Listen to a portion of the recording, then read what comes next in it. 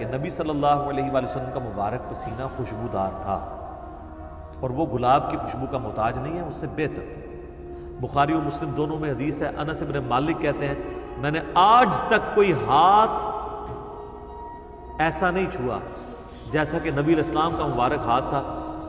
وہ کہتے ہیں کوئی دنیا کی ریشم اور دباج اس سے زیادہ نرم نہیں تھی جو نبی علیہ السلام کا مبارک ہاتھ تھا۔ ریشم کے ساتھ مثال دی ہے۔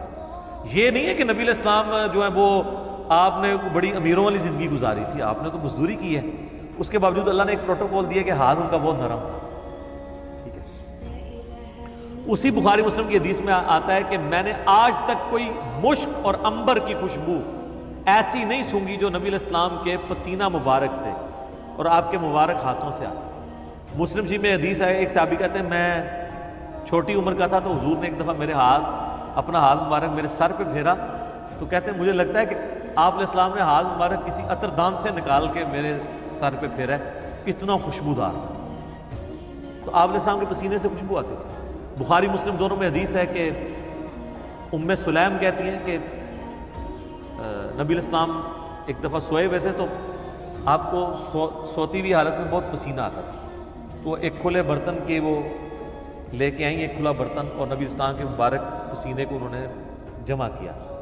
حضور کی آنکھ کھل گئی، آپ فرمائے یہ کیا؟ ان کا جی اس طرح آپ کا پسینہ انتہائی خوشبودار ہے، ہم اس کو خوشبو کے طور پہ اپنی خوشبو میں ملا کے استعمال کرتے ہیں، اپنی خوشبو میں بھی خوشبو کرنے کے لیے۔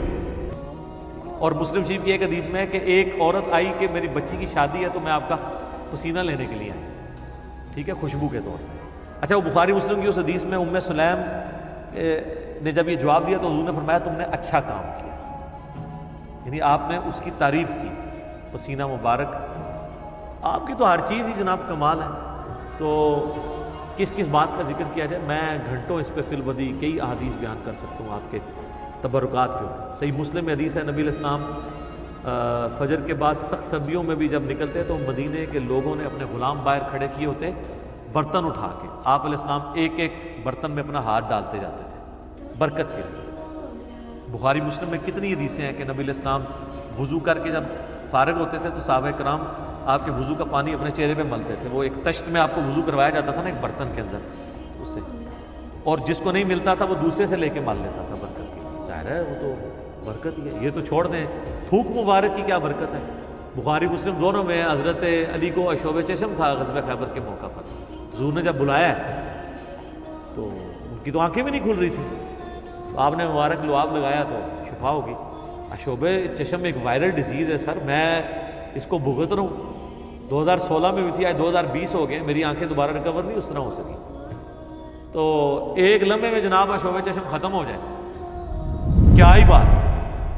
پھر آپ نے مبارک ہاتھوں سے زیرہ باندھ کے تو خیبر کے لیے روانہ کیا، آپ کی مبارک تھوک کی برکت۔ اس طرح بخاری مسلم میں کئی احادیث ہیں کہ آپ نے اپنا لعاب دہن کسی کنویں میں ڈالا ہے، پانی اوپر آ گیا، کھانے میں ڈالا ہے، کھانا 10 بندوں کا تھا، 300 بندوں نے کھا لیا ہے اور اتنے کا اتنا ہے، کام ہی نہیں ہو رہا، تھوک مبارک کی برکت، ہاتھ مبارک کی برکت۔ بخاری مسلم میں آتا ہے کہ صلح حدیبیہ کے موقع پر سارے لوگوں سے پانی تھوڑا تھوڑا جمع کر کے ایک کٹورا جمع ہوا، نبی علیہ السلام نے اپنا ہاتھ اس میں رکھا، اس میں سے پانی کے چشمے نکلے، 1500 صحابہ نے، جابر بن عبداللہ کہتے ہیں، وضو کیا، پانی پیا، جانوروں کو پلا لیا اور اپنے مشکیزیں بھی بھر لی۔ تو تابعی کہتے ہیں کہ وہ پانی کتنا تھا، انہوں نے کہا وہ دیکھنے کو تو ایک کٹورا تھا لیکن حضور کی انگلیوں سے جو چشمے نکل رہے تھے نا وہ پانی اتنا زیادہ تھا کہ 1,00,000 بھی ہم ہوتے ہیں نا وہ پانی 1,00,000 کو بھی کفایت کرتا تھا۔ تو آپ کے مبارک ہاتھوں کی برکت تھی۔ صحیح بخاری میں آتا ہے ایک صحابی کی پنڈلی ٹوٹ گئی، نبی علیہ السلام فرمایا ٹانگ سیدھی کر، اپنا ہاتھ پھیرا، وہ کہتے ہیں اللہ کی قسم اس طرح ہوگی کبھی ٹوٹی نہیں تھی۔ حالانکہ سر پنڈلی ٹوٹ جائے نا اس کا کیورنگ پیریڈ 6 سے 8 ہفتے ہے اور سالوں اس کی احتیاط چلتی ہے، آپ دوبارہ نہیں وہ باندھ سکتے۔ اور صحابی کہتے ہیں مجھے یاد بھی نہیں ٹوٹی تھی، معجزہ۔ بخاری مسلم میں آتا ہے کہ ایک شخص نے جمعے کے خطبے کے دوران کہا یا رسول اللہ مویشی علاقوں کے دعا کریں بارش کے لیے، دعا کی، اسی ٹائم بارش شروع ہوئی، اگلے جمعے تک جاری، اگلے جمعے وہی بندہ کھڑا ہو گیا کہ ہمارے گھر جو ہیں وہ اب پانی ان میں ٹپکنے لگا، آپ بس یہ دعا کریں کہ زمینوں پہ سائڈ پہ ہو، گھروں پہ نہ ہو، تو بخاری مسلم کے الفاظ ہے آپ نے یوں انگلی سے بادلوں کو اشارے کیے. سر اب جن صحابہ نے یہ منظر دیکھا ہوا تھا، صحیح بخاری میں آتا ہے، ابن مسعود کہتے ہیں ہم حضور کے ساتھ کھانا کھاتے تھے، ہم اس کھانے کے نوالوں میں سے تسبیح کی آواز سنتے تھے. یہ تو برکات آپ کی تھی. جابر بن عبداللہ کہتے ہیں، مسلم شریف میں حدیث ہے کہ ایک سفر کے دوران حضور نے مجھے کہا ان دو درختوں کو کہو کہ اللہ کے نبی کہہ رہے ہیں مل جاؤ، میں نے رفع حاجت کرنی. وہ جڑوں سمیت اکھڑ کے اکٹھے ہوئے. کہتے ہیں میں نے حضور کو پانی دیا، آپ سنجا کر کے فارغ ہوئے، آپ نے یوں انگلی سے اشارہ کیا، واپس اپنی جگہ کو چلے گئے. یہ چیز صحابہ کرام کے ایمان کو بڑے اوپر کے لیول پہ لے جاتی تھی. اور یہ تو نبی الاسلام کے ڈائریکٹ تبرکات ہیں. آپ کے بال مبارک جو آپ سے ٹوٹ کے الگ ہو چکے ہیں، ان کی برکات بھی آپ سنیں. صحیح بخاری میں آتا ہے کہ ام سلمہ نے حضور کے چند بال نکالے ایک ڈبیا میں سے. صحابہ ملاقات کے لیے گئے ام المومنین سے، ان کا یہ حضور کے بال ہیں، اور جب بھی کوئی بیمار ہوتا ہے تو محلے میں سے مجھے پانی کا برتن بھیج دیتا ہے، ہم اس میں گھول کے دیتے ہیں، شفا ہو جاتی ہے. حضور کی وفات کے بعد. اور بال مبارک تو پھر بھی جسم کا حصہ ہے، کرتا مبارک تو جسم کا حصہ بھی نہیں ہے، یہ تو الگ سے ایک چیز ہے. صحیح مسلم میں ہے کہ سروانی تیالسی جبہ اسما بنت ابی بکر نے حضرت عائشہ کی بڑی بہن نے نکالا اور کہا یہ رسول اللہ کا کرتا ہے، جس کے اوپر یہاں پہ گوٹ بھی لگی ہوئی تھی، کالے کلر کا تھا. بائی چانس آج میں نے بھی کالا کپڑے پہنے، یہ سنت ہے. تو وہ کہتی ہیں کہ حضرت عائشہ کی وفات کے وقت میں نے اپنی بہن سے یہ کرتا لے لیا اور حضور اسے پہنتے تھے، اور ہم اس کا دھون مریضوں کو شفا کے لیے دیتے ہیں.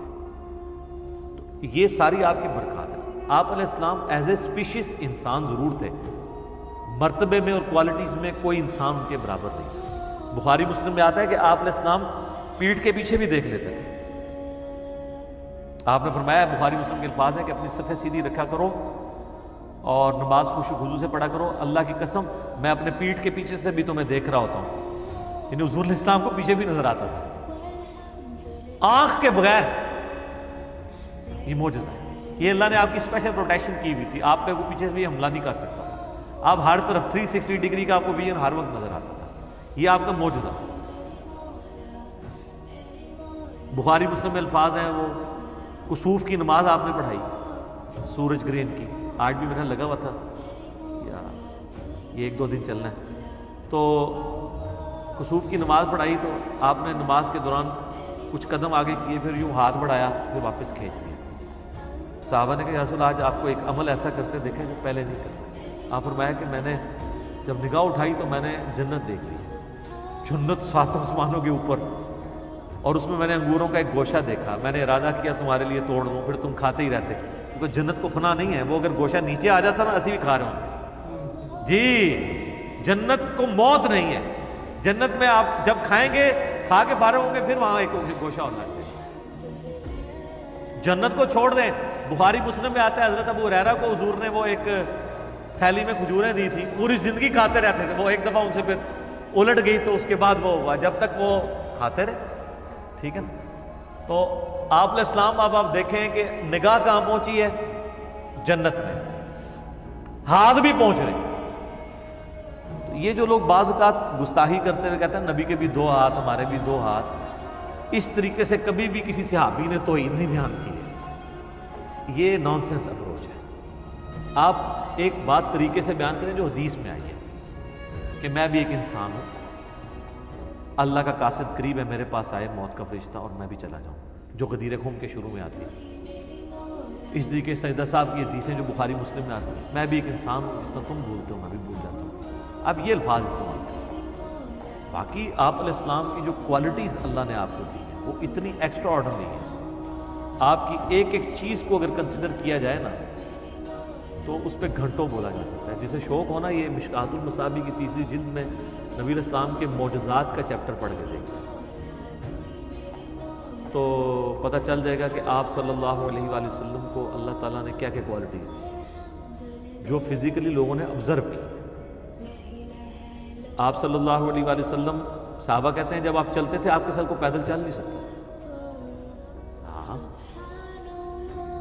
تھک جاتے تھے، آپ تھوڑا تیز چلتے تھے اور جھکے ہوئے جیسے کوئی ڈھلوان سے نیچے اترا. تو لوگ نہیں چل سکتے تھے آپ سے، تھک جاتے تھے. داڑھی دیکھ لیں وفات تک سفید نہیں ہوئی. بخاری مسلم دونوں میں الفاظ ہیں. انس بن مالک کہتے ہیں میں اگر گننا چاہتا، یہ وہ شخص کہہ رہے ہیں جو 10 سال حضور کو وضو کروا رہے ہیں، سر 10 سال میں کتنی نمازیں آئی ہوں گی؟ کیا خوش نصیبی ہے جی انس بن مالک کی. اس نے حضور کو کتنی دفعہ وضو کروایا ہے تو کرتے ہوئے دیکھا ہے.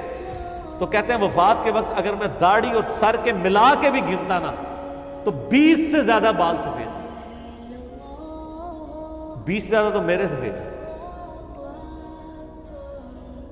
کالی داڑھی خوبصورتی کی علامت ہے، اسی لیے آپ علیہ السلام کی وفات تک داڑھی کالی، اور داڑھی آپ کالی کر بھی سکتے ہیں. اس پہ میرا ایک کلپ آ چکا ہے، داڑھی کو بلیک کرنا. اس میں نے دلائل ماشاءاللہ وہ 4 لاکھ سے زیادہ لوگ دیکھ چکے ہیں. 25 منٹ میں نے پورا مقدمہ بیان کیا کہ وہ ممانعت کن احادیث کے نے کس کے بارے میں. نبی علیہ السلام کو ضرورت نہیں پڑی، اللہ نے ان کو خوبصورتی کی علامت بنایا تھا. آپ کی داڑھی وفات تک کالی رہی ہے، تو یہ اللہ تعالیٰ نے آپ کو ایک اعزاز دیا. اس کے علاوہ بھی آپ صلی اللہ علیہ وآلہ وسلم کے جسم مبارک کو اگر آپ کنسیڈر کریں، وفات تک آپ کی آنکھوں کی بینائی کا معاملہ دیکھ لیں، آپ علیہ السلام کے چہرے پہ گوشت مبارک دیکھ لیں، ہتھیلیوں کا بھرا ہونا دیکھ لیں، کوئی بھی چیز. 63 ایئرس کیا ایج ہوتی ہے؟ 63 بھی ہمارے لیونر ایئرس کے اعتبار سے ویسے 61 بنتی ہے جو ہم اس وقت سولر کیلنڈر لے کے چل رہے ہیں. تو یہ گلاب کے بارے میں یہ بات کرنا کہ نبی علیہ السلام کے پسینے سے بنا ہے، تو میں نے اس کا نیا اینگل کھول دیا کہ یہ تو گستاخی ہے. آپ گلاب کی خوشبو کو حضور کے پسینے والی مانتے ہیں، اسی سے ان کو بات سمجھ آئے گی. گلاب کی خوشبو کیا ہے؟ مشک اور عنبر کے بارے میں. مشک اور عنبر کبھی آپ مہنگی ترین خوشبوئیں، یہ کبھی آپ استعمال کر کے دیکھیں جناب. یقین کریں اگر آپ کپڑے دھوئیں نا کپڑے کے اوپر مشک لگا دینا 2-2 3-3 مہینے تک خوشبو نہیں جائیں گی. میں ایک مصلی پہ جہاں پہ نماز پڑھتا ہوں وہاں پہ ہلکا سا ایک قطرہ اس کا میں نے لگایا ہے، 3 مہینے تک میں نے نہیں خوشبو اس کی جاتی. میں جتنی بار جاؤں میں یار یہ کون روزانہ لگا جاتا ہے. آپ ہوتے تو کہتے علی بھائی کرامت ہے تہاڈی. کرامت نہیں ہے، وہ مشک شاہی ایسی ہے. اور انس بن مالک کے الفاظ ہیں بخاری مسلم میں کہ نبی علیہ السلام کے پسینے سے اور آپ کے جسم مبارک سے وہ خوشبو آتی تھی جو مشک اور عنبر سے بھی نہیں آتی. اور آپ کا ہاتھ مبارک ریشم اور دباج سے زیادہ نرم تھا. یہ بخاری مسلم میں کتنے آپ علیہ السلام کے جو شمائل، اسے کہتے ہیں شمائل.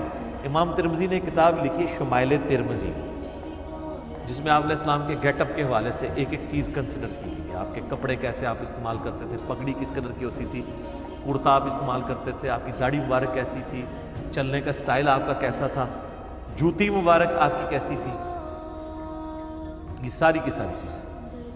تو آپ علیہ السلام کا پسینہ مبارک ہو، آپ علیہ السلام کے بال مبارک ہوں، آپ صلی اللہ علیہ وآلہ وسلم کا تھوک مبارک ہو.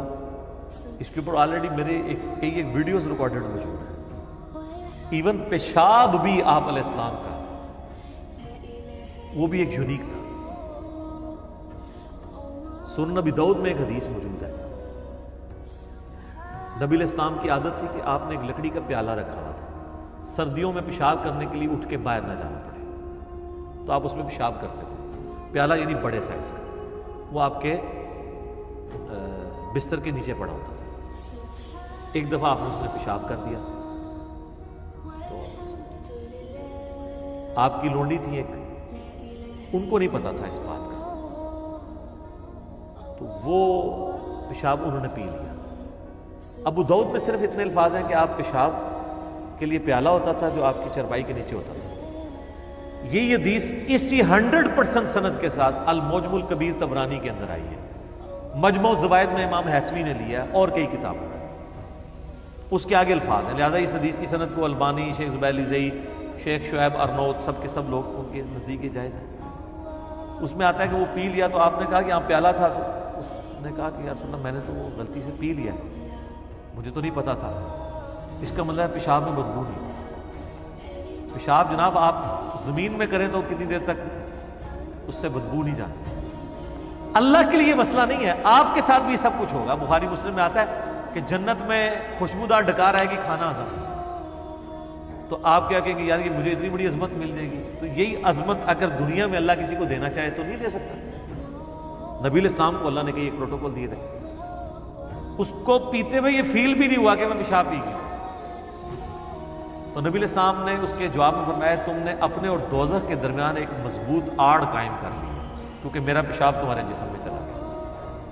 تو یہ ایک پروٹوکول ہے، لیکن یہ ایک فضیلت ایک ہی بندے کے لیے. نبی علیہ السلام کا پروٹوکول تھا پسینہ مبارک کا. پیشاب والی بھی ایک حدیث ملتی ہے، آپ نے کبھی صحابہ کو ترغیب نہیں دلائی. خون کی بھی ملتی ہے سنن کبریٰ البیہقی کے اندر. گوشت کی صحت میں اختلاف ہے لیکن بڑے بڑے محدثین اسے صحیح بھی سمجھتے ہیں. ہمیں کوئی آر نہیں ہے اس کو بیان کرنے میں کہ عبداللہ ابن زبیر رضی اللہ تعالی عنہما کو نبی علیہ السلام نے ایک دفعہ وہ کپنگ کروائی، پچھنے لگوائے. وہ 56 نمبر پوائنٹ ہے نا، یہ دو شانوں کے درمیان. ایک دفعہ میں نے بھی سنت پوری کی ہے کروا کے. تو وہ خون پیالے میں نکلا تو عبداللہ ابن زبیر کو آپ نے فرمایا کہ اس کو نہ کسی محفوظ جگہ جا کے دفن کر. وہ گئے بڑا، انہوں نے کہا میں کہاں. پھر ان کے دماغ میں کسی بات آئی میں پی کیوں نہ لوں. نبی علیہ السلام کا خون مبارک وہ پی گئے. حضور نے بعد پوچھا کہ میں نے تو پی لیا ہے. تو آپ نے فرمایا کہ تجھ پہ پھر اب جہنم کی آگ حرام ہو. یہ ایک واقعہ ہے. اس کے بعد یہ نہیں ہوا کہ حضور پچھنے لگواتے تھے اور صحابہ وہاں کھڑے ہوتے تھے خون لینے کے لیے. نہیں، یہ کسی کو فضیلت کسی طریقے سے ملنی تھی ملنی. ہاں جو واقعات ہیں نا جو تواتر سے ڈزنز آف ٹائم رپورٹ ہوئے ہیں وہ ہے پسینہ مبارک کی حدیثیں، اور وہ ہیں لعاب دہن مبارک کی حدیثیں، یا ہاتھ مبارک آپ نے کہیں رکھ دیا اس کی حدیث. یہ پیشاب اور خون والی میں اس لیے بیان کر رہا ہوں، یہ میری ایمانداری تھی کہ میں ان روایتوں کو بیان کرتا کیونکہ بریلوی کہیں گے یہ بیان نہیں کرتے. اور اس میں سے جو بریلویوں نے رزلٹ نکالا ہوا ہے نا، اور وہ انہوں نے تو پتہ نہیں اور بھی کیا کچھ بیچ میں بنایا ہوا ہے خود سے بھی جعلی روایتیں بیان کر کے. یہ دو ہی روایتیں ہیں جو میں نے بیان کر دی ہیں، اور یہ دو ایک واقعات ہیں. اس سے پوری نیریٹو یا ڈاکٹرن نہیں کھڑی ہوتی. اس سے صرف نبی علیہ السلام کی فضیلت ثابت ہوتی ہے، آپ کے خون مبارک کی اور پیشاب مبارک کی. لیکن اس سے یہ نہیں کہ آپ نے کبھی ترغیب دلائی ہو. دیکھیں نہ اس لونڈی کو آپ نے پیشاب پینے کا کہا اور نہ ابن زبیر کو خون پینے کا کہا. لیکن دوسری طرف آپ علیہ السلام اپنا تھوک مبارک خود کھانے میں ڈالتے تھے برکت کے لیے. ہاتھ مبارک خود ڈال دیتے تھے برکت کے لیے. اور بخاری مسلم میں درجنوں حدیثیں ہیں کہ وضو کا پانی ایون بلغم بھی گرتا تھا تو صحابہ وہ لیتے تھے. صلح حدیبیہ کے موقع پر جو عروہ ابن مسعود نے وہ دیکھا تھا، کنکھیوں سے یوں دیکھتا تھا، اس نے آگے کافروں کو کہا، بخاری کے الفاظ ہے، میں بڑے بڑے بادشاہوں کے دربار میں گیا ہوں، آیا میں کیسر و کسریٰ کے پاس گیا، میں نے کبھی کسی کے ماننے والوں کو اتنی تعظیم کرتے ہوئے نہیں دیکھا اپنے سردار کی جو رسول اللہ کے اصحاب کرتے ہیں.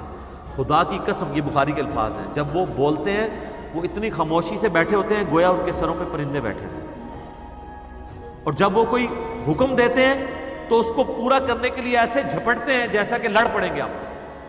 اور جب وہ وضو کرتے ہیں تو ان کا پانی نیچے نہیں گرنے دیتے اور اس کو ایسے حاصل کرتے ہیں کہ گویا اس کے لیے آپس میں لڑ پڑیں گے، اور اگر کسی کو نہیں ملتا وہ دوسرے کے ہاتھ سے مل کے اپنے جسم پہ ملتا ہے. تو تم ایسے شخص کے ساتھ بہتر ہے معاہدہ ہی کر دو، کیونکہ وہ سہیل ابن عمر نے کہا تھا نا، نعوذ باللہ یہ تمہارے ساتھی تمہیں دھوکہ دے جائیں گے اے محمد.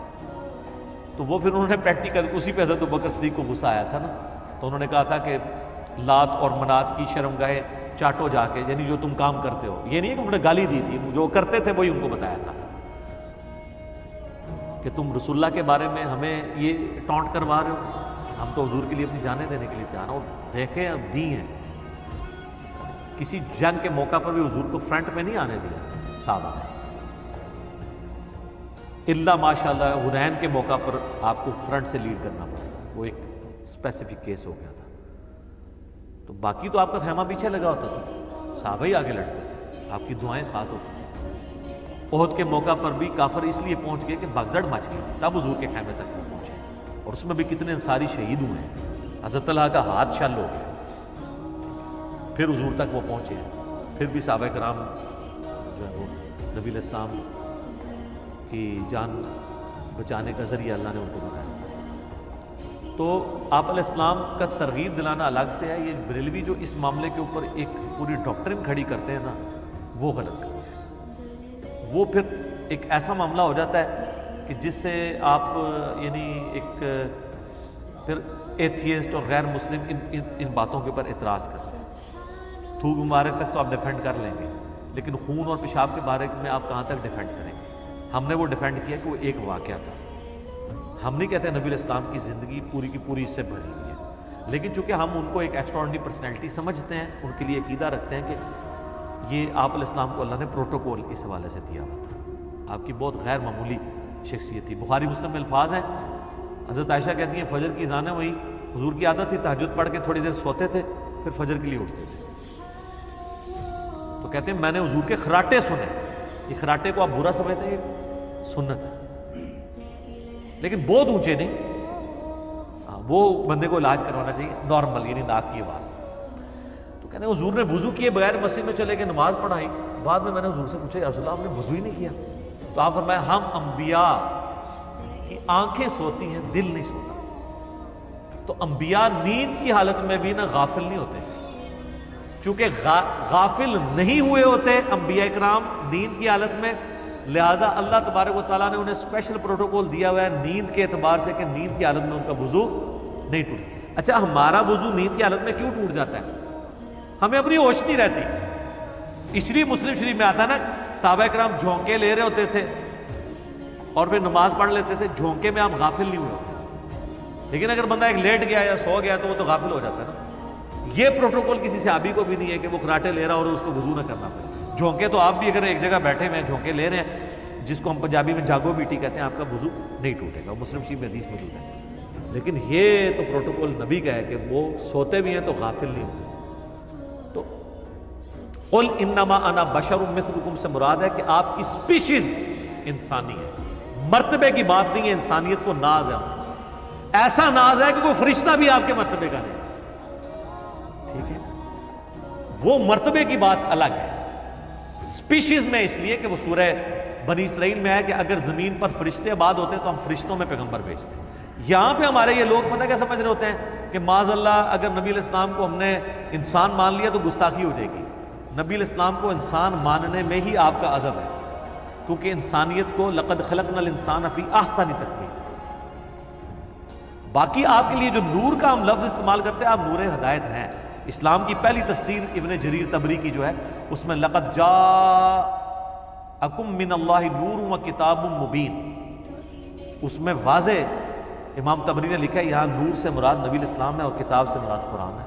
جو اکثر وہ دیوبندی اور اہل حدیث کہہ رہے ہیں بریلویوں نے تعریف کی ہے، یہ تو امام ابن جریر طبری متوفا 310 ہجری نے یہ تفسیر میں لکھا ہے. اس کو چھوڑ دیں، سے بڑی تو قرآن کی آیت ہے انا ارسلناک شاہدا ومبشرا ونذیرا وداعیا الی اللہ باذنہ وسراجا منیرا. حضور علیہ السلام وہ سورج ہیں جو چمکا دیتے ہیں. آپ نور نہیں ہیں، نور بخشنے والے ہیں، لیکن نور ہدایت ہے. وہ بخاری مسلم بھی نور ہدایت ہے، صحابہ بھی نور ہدایت ہے. اور وہ حدیث تو ٹھیک ہے نا، دلائل النبوہ امام بیہقی کی کتاب میں، مسند امام احمد میں ہے، مشکات میں موجود ہے، ترمذی میں بھی ہے. دو یہ حدیثیں ہیں. ایک حدیث میں آتا ہے کہ نبی علیہ السلام سے پوچھا گیا آپ پہ نبوت کب واجب ہوئی؟ آپ فرمایا کہ میں اللہ کے ہاں اس وقت بھی خاتم النبیین لکھا تھا جب آدم مٹی اور پانی کے درمیان تھا، میں اس وقت بھی نبی تھا، اللہ کے علم. اور دوسری حدیث میں آتا ہے دلائل النبوہ کی، مسند احمد کی اور مشکات میں بھی حضور کے فضائل کے چیپٹر میں، آپ علیہ السلام نے فرمایا کہ میں دعائے ابراہیم ہوں، میں عیسیٰ کی بشارت ہوں، میں اپنی ماں کا وہ خواب ہوں جو میری پیدائش کے وقت انہوں نے دیکھا کہ ان کے لیے ایک نور ظاہر ہوا جس سے شام کے محلات بھی ان کے سامنے روشن ہو گئے. یعنی آپ کو بشارت دی گئی کہ آپ سے جو بیٹا پیدا ہوگا رومن امپائر بھی اس کے حلقے اثر میں آ جائے گی. تو آپ علیہ السلام نے اس کے لیے نور کے الفاظ ہے، میری والدہ کے لیے نور ظاہر ہوا. آپ نے خود اپنے آپ کو نور کیا. تو آپ علیہ السلام نور ہدایت ہے. باقی اگر کہتا ہے اسپیشیز نور ہے تو یہ توہین کے درجے میں اس حوالے سے چلا جائے گا کہ ہم تو اسپیشیز کے طور پہ مٹی کو نور سے افضل سمجھتے ہیں، کیونکہ انبیاء کرام علیہ السلام میں نبی علیہ السلام کی مبارک ذات وہ اللہ تعالیٰ نے ان کو جو ہے وہ مٹی سے پیدا کیا. تو یہ نور بشر کا مسئلہ بھی خام کا ایک جھگڑا بنایا ہوا ہے. نور بھی ہیں آپ، بشر بھی ہیں، نور ہدایت ہیں اور بشر ایز اے اسپیشیز ہیں. وہ قرآن کا واضح فیصلہ ہے. اے نبی فرما دو انما انا بشر مثلکم سے مراد مرتبے میں نہیں بلکہ اسپیشیز میں. مرتبہ تو پھر کسی فرشتے کا بھی ویسا ہے. تو جو لوگ نور کی رٹ لگاتے ہیں ان کو کہیں کہ وہ والا نور اگر آپ مانیں گے تو نبی علیہ السلام کا مرتبہ کم کریں گے.